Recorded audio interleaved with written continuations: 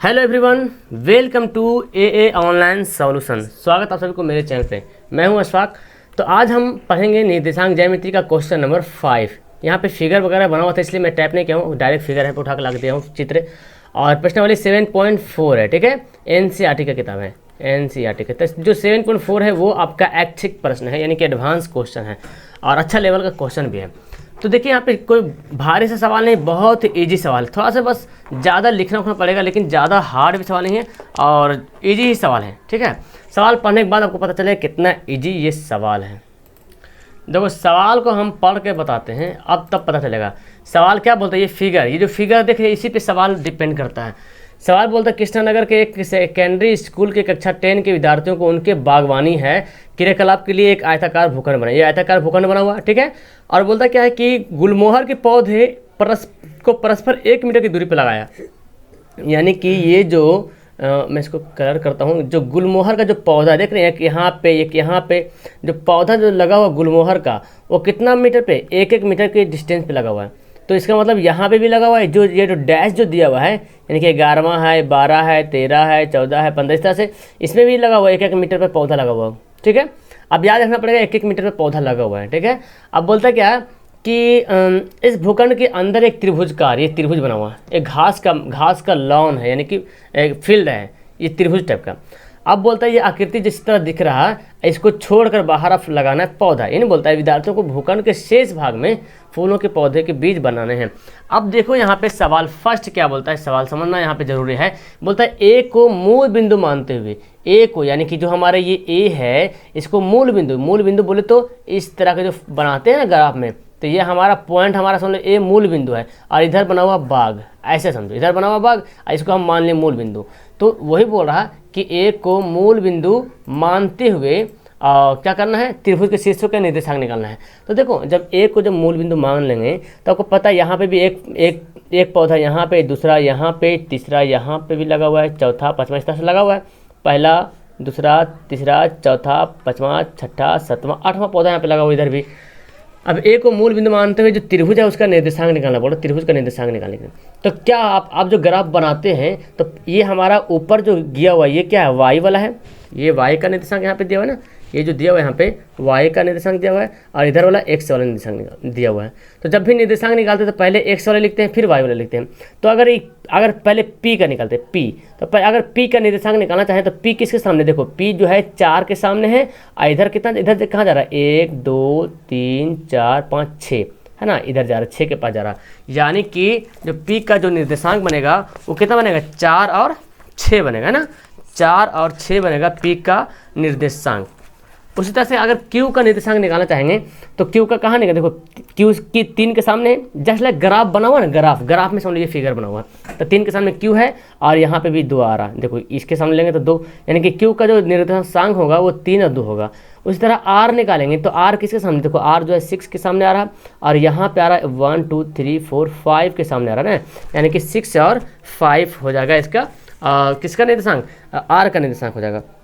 तो AD और AB को निर्देशांक अक्षों के रूप में, अगर AD, ये AD है और AB, AD और AD को निर्देशांक अक्षों के रूप में लेकर बनाएंगे तो हमारा ये निर्देशांक निकलेगा। बस इसी को हमको यहाँ पर लिखना पड़ेगा, ठीक है। तो यहाँ पे लिखना पड़ेगा कि है ना, इसको हल कर लेते हैं यहाँ पे। तो कुछ नहीं करना, फिगर के हिसाब से आपको यहाँ पे काम करना है, फिगर दिया हुआ है ऑलरेडी, तो ऑलरेडी यहाँ पे लिखना पड़ेगा कि AD तथा AB को निर्देशांक अक्षों के रूप में लेकर, तो AD और AB को निर्देशांक के रूप में लेंगे। देखो ये हमारा AB है और ये AD, इसको हम लेंगे कि किस तरह से, निर्देशांक के अक्ष के रूप में लेंगे, तब हमारा Q का, P का, R का निर्देशांक निकलेगा। तो पहले निकालेंगे P का, इसलिए P का निर्देशांक, तो P का जब निर्देशांक निकालेंगे तो क्या निकलेगा P का निर्देशांक, तो देख रहे हैं आप P जो आपका कहाँ पे गया, 4 के सामने, x अक्ष 4 के सामने आ रहा और y अक्ष आ रहा 6 के सामने। यहाँ पे जब यहाँ पे 5 हो जाएगा, यहाँ पे 6 हो जाएगा। तो P का निर्देशांक हो गया 4 और 6। उसी तरह से Q का निर्देशांक निकालेंगे, Q का निर्देशांक, तो क्यू का जब निर्देशांक निकालेंगे तो देखो क्यू का कहाँ पे जाता है, क्यू देखो आपका 3 पे आ रहा है इधर एक्स वाला, और वाई पे कहाँ जा रहा है 2 पे जा रहा है, तो 3 2 हो गया, 3 और 2। और यहाँ पर आपका फिर निकालते हैं किसका, ये है आपका आर है ना, तो आर यहाँ पे 6 जा रहा है और इधर 5 जा रहा है ना, 6 5। तो आर का निर्देशांक यहाँ पे लिखना पड़ेगा, आर का निर्देशांक, आर का निर्देशांक करेंगे तो 6 और 5, ये सब का निर्देशांक निकल गया, पी का भी निकल गया। यानी कि फिगर में देख के आपको निर्देशांक बनाना है, जो कि आपको बहुत अच्छे तरीके से इसको पता कि निर्देशांक कैसे बनाते हैं। तो ये ऐसा कब किए, ये ऐसा कब, तो जब हम ए को मूल बिंदु माने तब, ठीक है, ए को मूल बिंदु जब मान लिए हैं तब हम इधर से लिए। लेकिन सवाल सेकेंड में बोलता है कि यदि मूल बिंदु सी हो, यानी कि यहाँ पे जो दिया हुआ है ये मूल बिंदु हो, यानी कि इधर से शुरू हो 1 2 3 4 5, इधर से 1 2 3 4 5 इधर से, तो बोला सी को मूल बिंदु मानते हैं, पी क्यू आर के शीर्षों का निर्देशांक निकालेंगे। अब देखो अगर सी का मूल बिंदु मानते हैं तो पी का निर्देशांक इधर से हमको जोड़ना पड़ेगा, तो 1 2 3 4 5, 1 2 3 4 5 6 7 8 9 10 11 12 है ना, क्या हो जाएगा 12 जाएगा, पी कहाँ पे आ रहा 12 के पास आ रहा, और यहाँ पे x यानी कि x अक्ष आ रहा 12 के पास, पी का जो x अक्ष आ रहा 12 के सामने, और y अक्ष कहाँ पे आएगा 2 के सामने आएगा। इसके इशारे में देखिए, इसके सामने देखिए तो 2 के सामने जाता है। तो हमको यहाँ पर भी लिखना पड़ेगा, जैसे लिखे थे AD और AB को निर्देशांक अक्षों के रूप में लेते हुए, तब लिखेंगे यहाँ पे क्या CB BC लिखूँ है ना, BC और CD या CB और CD के को निर्देशांक अक्षों के रूप में लेकर, तो यहाँ पे लिखना पड़ेगा तथा CB तथा CD को निर्देशांक अक्षों के रूप में, अक्षों के रूप में लेकर, यानी कि जब इस तरह बनाएंगे तो क्या निकलेगा। अब हम जब ऐसे निकालेंगे तो P का निर्देशांक अलग निकलेगा, यहाँ पे P का निर्देशांक, P का निर्देशांक देखो टेढ़ा लिखा रहा है यहाँ पे, P का निर्देशांक, तो P का निर्देशांक कैसे लिखेंगे यहाँ पे देखो, P कहाँ पे जा रहा, C के सामने, C के x अक्ष कहाँ पे आ रहा, P पे आ रहा, यानी कि 12 नंबर पे आ रहा, और यहाँ पे 2 तक 12 2 हो जाएगा इसका, P का निर्देशांक जो आएगा वो आएगा 12 और 2, एक तो हमारा आ गया। फिर लिखेंगे Q का निर्देशांक, Q का निर्देशांक, तो Q का निर्देशांक देख लो यहाँ से। अब हमारा ए नहीं अक्ष है, ये मूल बिंदु ए नहीं है, मूल बिंदु ए था तो हम x से इधर लेते थे और y ऊपर जाता था, लेकिन मूल बिंदु अब इधर आ गए, सी बोल रहा है, ये डायरेक्ट सवाल बोला सी अगर मूल बिंदु होगा तो इसका x ई होगा, इसका y ई होगा। तो p निकल गया। q का कैसे निकालेंगे, q कहाँ पे जा रहा है देखो, q तो जब p यहाँ पे 12 पे जाता तो q जाहिर सी बात q 13 पे जाएगा, देखो q हट के भी थोड़ा सा, इसका मतलब यहाँ पे 13 नंबर का फूल है लगा हुआ। और इधर जब आएंगे तो जोड़ो 1 2 3 4 5 6 है ना, 6 नंबर पे आ रहा, 6 नंबर पर 13 और 6, इसी के सामने तो ये Q है, तब P का निर्देशांक क्या होगा 13, Q का निर्देशांक 13 और 6 हो जाएगा। तो यहाँ पे लिखना पड़ेगा 13 एवं 6, और उससे PQR हो गया। अब R का निकालते हैं, R का निर्देशांक, दोनों कंडीशन में अलग अलग निकालना पड़ेगा जी। तो R का निर्देशांक देखो, अब R का निकालना है तो R कितना नंबर पर, R का x अक्ष क्या आ रहा है देखो 10वां नंबर पर आ रहा, सामने सामने R आ रहा, और यहाँ पे जाएगा तो मेरे ख्याल से तीसरा नंबर पे जाएगा ना, यहाँ पे जब सीधा सीधी करेंगे तो तीसरा नंबर पे जाएगा यहाँ पे, तो 10 और 3, तो R का निर्देशांक हम यहाँ पे लिख सकते हैं 10 और 3। तो आपका एक आंसर ये भी बन रहा, ठीक है, एक तो आंसर आपका ये बन गया, ये आपका यहाँ से यहाँ तक जो क्या हो गया ये आंसर हो गया, और ये भी आपका आंसर, सवाल फर्स्ट सवाल 4। तो आप ऐसे लिखेंगे, यहाँ पे पहला का आंसर था ना, तो पहला का यहाँ बनाए, ठीक है, और दूसरा का था तो दूसरा का बनाए, यहाँ पे 2 आंसर हो गया। लेकिन आगे सवाल और बोलता है कि उपर्युक्त दोनों स्थितियों में, यानी कि एक स्थिति में बनाए तो अलग अलग निर्देशांक निकला, पहला स्थिति में बनाए हैं केस 1 इसको बोल देते हैं, यानी कि फर्स्ट में बनाए हैं तो निर्देशांक ये निकला त्रिभुज का, और दूसरा जब कंडीशन लिए तो निर्देशांक ये निकला। अब दोनों स्थितियों में जो निर्देशांक निकला है उन दोनों स्थितियों से त्रिभुज का क्षेत्रफल ज्ञात करना है ना, त्रिभुज का क्षेत्रफल निकालना है। अब त्रिभुज का क्षेत्रफल निकालने का फॉर्मूला आपको पता ही है, तो केस 1 पहले निकालते हैं, उसके बाद केस 2, यानी कि फर्स्ट है उसके तो लिखते हैं अब केस 1 मतलब पहला स्थिति, केस 1 बोले तो पहला स्थिति, पहला स्थिति में PQR यानी कि एक त्रिभुज बन गया, इस तरह से एक तरह से हमारा यहाँ पे त्रिभुज बन गया, ठीक है, QR। तो जो निर्देशांक लिख देते हैं, निर्देशांक क्या बनता है देखो 4 6 3 2 6 5, 4 6 और 3 2 और यहाँ पे बनता है 6 5। ये तो है 4 6 3 2 6 5, 4 6 3 2 6 5, ठीक है। अब इसका त्रिभुज का क्षेत्रफल निकालेंगे। पहला केस में त्रिभुज PQR का क्षेत्रफल क्या होता है जी, इसका फॉर्मूला क्या होता है आपको पता है, 1/2 इंटू 1 2 3 बताया था मैंने, 1 2 3 इंटू 2 3 1 2 3 1 इंटू 3 1 2 3 1 2, याद रहेगा ये फार्मूला 3 1 2, ये मैं बताया था आपको, ठीक है। अब सबको इसी में अरेंज कर देना है। देखो यहाँ पे 1/2 तो रहेगा, ये हमारा x1 क्या है, यही तो हमारा, इसको हम x1 मानेंगे, x1 y1, ये क्या है x2 y2, x3 y3 ऐसे मान लेते हैं। तो x1 कितना है 4 है, 4 में से किसको 4 यहाँ पे लिख देंगे, x1 4, y2 कितना है, y2 हमारा देखो 2 है, और y3 कितना है, y3 आपका 5 है, प्लस x2 कितना यहाँ पर है, x2 हमारा 3 है, y3 कितना है, y3 5 है, और y1 कितना है, y1 हमारा 6 है। देख रहे हैं यहाँ पे मिलाते जाइए, y1 6 है, x3 कितना है, x3 हमारा 6 है, और y1 कितना है, तो y1 6 है, माइनस y3 1 2 है ना, तो y1 6 हो गया, y2 कितना है 2 है। ये लिख लिए। इसको लिखने के बाद तो आपको पता है इसको कितना आसानी से हल करते हैं, बस इजी से सॉल्यूशन करना है। 4 यहाँ पे क्या बचा, घटेगा तो -3 बचेगा, 3 यहाँ पे घटेगा तो -1 बचेगा, और 6 से यहाँ पे घटेगा तो 4 बचेगा, है ना। अब देखो 1/2 4 तिया -12 हो गया, प्लस माइनस 3 निकम 3, 6 चौक 24, ये हो गया 1/2। यहाँ पे क्या आया 12 3 15 में से 24 घटेगा, है ना, या 24 में 15 घटाओ, चूँकि माइनस है तो ये वाला, तो मैं इसको यहाँ पे लिख देता हूँ 1/2 इंटू घटाएंगे कितना आएगा 14 में से 5 गया तो कितना बचेगा, यहाँ पे 9 बचेगा, है ना। 14 से 5 घटेगा तो 9 बचेगा, और ये क्या है, ये तो घट गया, यानी कि 9 आया है, 24 में से 15 गया तो 9 बचा, तो इसको मतलब बनाएंगे तो 9/2 वर्ग इकाई आ गया। तो एक आंसर आपका यहाँ पे आ गया। अभी एक दोनों स्थिति में निकालना है ना, अभी ये तो हम एक स्थिति में निकाले, हमको दोनों स्थिति में निकालना पड़ेगा। तो पहला केस 1 में जब निकाले हैं चूँकि आपको पता है, देखो दूसरा में निर्देशांक दूसरा आया, और दूसरा कंडीशन में, पहला कंडीशन में निर्देशांक अलग बना, और दूसरा कंडीशन में निर्देशांक भी अलग अलग बना, ठीक है। तो ये आपका पहला केस था, ये दूसरा केस था।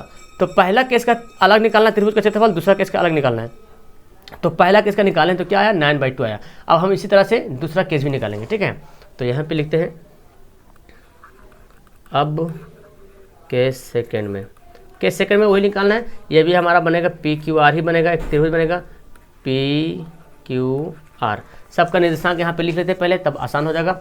देखो ये दूसरा जो है सेकंड में PQR का निर्देशांक कितना है 12 2 13 6 10 3, 12 2 13 6 10 3, याद रखना 12 2 है ना 13 6 12 2 13 6 10 3, ये हो गया, ये दिया हुआ। ये तो आपको पता, हमको वही करना है कि x1 y1 मान लेते हैं, x2 y2 मान लेते हैं, x3 y3 मान लेते हैं, ये तो पता आपको है। अब हमको इसका भी निकालना पड़ेगा, त्रिभुज AP है ना PQR का क्षेत्रफल निकालना पड़ेगा। तो क्या क्षेत्रफल का फॉर्मूला था 1/2 इंटू 1 2 3 1 2 3 प्लस 2 3 1 2 3 1, ठीक है, और प्लस 3 1 2 3 1 2, ये तो होता है। इसको आपको याद रखना बहुत ज़रूरी है। अब यहाँ पे सबका क्या करते हैं वैल्यू बैठाते हैं, 1/2 हो गया। x1 कितना यहाँ पे है देख लो जी, x1 आपका यहाँ पे दिख रहा, x1 एक बार, x1 कितना है 12 है, तो 12 यहाँ पे रख लेते हैं। y2 कितना है, y2 देखो 6 है 6, y3 कितना है, y3 आपका 3 है। तो सिर्फ सवाल बड़ा सा लग रहा है, आंसर कोई बड़ा नहीं आने वाला, सिर्फ ज़्यादा बनाने पड़ रहा और कुछ भी नहीं। x2 कितना है, x2 हमारा 13 है, तो 13 यहाँ पे लिख लीजिए। y3 हमारा कितना 3 है, और y2 कितना है, देखो y2 6 है, लिख देते हैं y2 6 है, पर x3 कितना है, x3 हमारा 10 है, 10 लिख दीजिए। और फिर y1 कितना है, y1 आपका है 2 है, और y2 कितना है, y2 6 है, 1 2 3 2 3 1 3 1 2, ठीक है, फॉर्मूला ठीक है। चलो अब यहाँ तक बना लिए, अब क्या करेंगे 1/2 तो हो जाएगी, इसको बराबर रहने दो, 12, ये घटेगा कितना आएगा 3 आएगा, 13, ये घटेगा कितना आएगा -3 आएगा, और ये 10, ये घटाएंगे तो 6 में से 2 घटाएंगे तो -4, क्योंकि बड़ा वाला माइनस में है। 1/2 हो गया। देखो 12 तिया 36, -13 तिया 39, देखो प्लस माइनस -13 तिया 39, प्लस माइनस माइनस 10 चौक 40 हो गया। अब क्या करते हैं, आपको पता है माइनस को एक तरफ करते हैं जमा, तो 1/2 हो गया। और यहाँ पे देखो 36 तो जोड़ में है, ये दोनों आपका घटाव में है ना, ये दोनों घटाव में है, तो इन दोनों को घटा दो, एक जगह कर दो 10 चौक 40 यहाँ पर। तो 1 मिनट में यहाँ पे फॉर्मूला में गलत लिख दिया, 231 होता है ना, 231, यहाँ पे 231 होगा। तो y1 कितना है, y1 आपका देखो यहाँ पे 2 है ना, y1 2 है, तो मेरे से भी गलती हो गया, y1 2 है। तो 13 में से 3 में से 2 घटेगा तो बचेगा 1 बचेगा ना, 1 बचेगा। अब 13 एकम 13 हो जाएगा, 13 को 1 से गुणा करें तो 13 एकम 13 हो जाएगा। अब 13 40 जोड़ दो तो 3 और 4 1 5 53 हो जाएगा माइनस में ना। अब माइनस 53 यहाँ पे बनाते हैं 1/2, और यहाँ पे आ जाएगा कितना, माइनस में घटा दो, 13 में से 6 घटेगा तो कितना होगा, ठीक है। यहाँ पर प्लस माइनस तो प्लस ही होगा, क्योंकि प्लस माइनस है ना, प्लस माइनस करेंगे तो आपका यहाँ पे आ जाएगा। हाँ, यहाँ पे देखो 3 में से 2 घटाएंगे तो बचेगा 1, सिर्फ प्लस में बचेगा। यहाँ पे मिस्टेक कर देते, जब सुधारने के बाद यहाँ पे हमको माइनस देखना पड़ेगा। 3 में से 2 घटाए तो 1 बचा, 1 यहाँ पे लिख दी प्लस में, अब ये करेंगे तो प्लस आ जाएगा। अब यहाँ पर देखो इसको मैं मिटाता हूँ थोड़ा सा, तब आपको अच्छा से समझ में आ जाएगा। इस लाइन को मैं मिटा देता हूँ, यहाँ पे गया, ये खत्म हो गया, ये इसको भी ख़त्म किया मैंने, इसको भी ख़त्म किया, इसको भी ख़त्म किया, और इसको भी ख़त्म किया। देखो अच्छा से यहाँ पे लिख देते हैं, यहाँ पे आएगा y1 है ना, तो 2 लिखेगा, और यहाँ घटेगा तो आएगा 1, 13 एकम 13। अब यहाँ पे देखो जी 1/2 आ गया, 13 36 जुड़ जाएगा, 6 3 9, और ये 9 में से 3 घटेगा 49 माइनस 40। अब क्या बचेगा 1/2, और घटेगा तो आ जाएगा 9, तो 9/2 आ गया, वर्ग इकाई। वैल्यू गलत लेने के बाद आंसर भी गलत आ रहा था, तो ये आपका आंसर। तो यहाँ पे देखिए 4 आंसर ज्ञात हो गया ना, 4 आंसर। शुरू में जो फिगर दिया हुआ पहला और दूसरा क्वेश्चन में तो कुछ भी नहीं, जिससे फिगर देख के आपको निर्देशांक बनाना पड़ेगा कि ए का अगर मूल बिंदु अगर ए होता है तो इसका निर्देशांक, अगर ए होता है मूल बिंदु तो इसका निर्देशांक अलग अलग निकलेगा। अगर सी होता है तो इसका निर्देशांक पहले ये एक्स होगा, ये वाई एक्स होगा। इसको निकालने का दोनों केस में जो पी और क्यू आर का जो निर्देशांक निकला है, उन दोनों केस में अलग अलग त्रिभुज का क्षेत्रफल निकालना पड़ेगा। तो जिस तरह से हम जब त्रिभुज का क्षेत्रफल निकालें तो पहला 9/2 इकाई आ गया, और दूसरा जब निकाला तो इसमें भी 9/2 इकाई आ गया। यहाँ पे थोड़ा सा फॉर्मूला में मिस्टेक हो गया था, 1 2 3 2 3 1 होता है ना, तो हम 2 लिख देते, फिर यहाँ पे आगे मिस्टेक होता। तो इस तरह से आपका यहाँ पे सही हो गया, और आपका क्वेश्चन नंबर 5 जो है वो क्लियर हो गया। ठीक है, तो क्वेश्चन लॉन्ग दिख रहा है, इसलिए मैं एक वीडियो में एक ही क्वेश्चन बनाने की कोशिश कर रहा हूँ, ताकि ज़्यादा टाइम भी ना लगे आपको, और आराम से अच्छे तरीके से आप समझ पाओ, पढ़ पाओ। अच्छी लगी वीडियो, मेरे ख्याल से आपको तो समझ में आ गया होगा। इसके बावजूद भी अगर आपको समझ में नहीं आया होगा तो आइए मैं आपको पता बताता हूँ। आपको मुझसे बात करने के लिए टेलीग्राम नाम का एप्लीकेशन डाउनलोड कर लीजिए, टेलीग्राम, ठीक है। और वहाँ पे सर्च करना AA ऑनलाइन सोल्यूशन 2021, ये सर्च जब करोगे तो एक ग्रुप का नाम आ जाएगा, और नाम जब आएगा वहाँ पे ज्वाइन हो जाना, ठीक है। ग्रुप का नाम है, वहाँ पे ज्वाइन हो जाना, और वहाँ जाकर मेरे से पर्सनली मैसेज भी कर सकते हो, ओके। तो चलो फिलहाल वीडियो को करता हूँ यहीं पे एंड, मिलता हूँ मैं आपको नेक्स्ट वीडियो में। That's all, thank you everyone.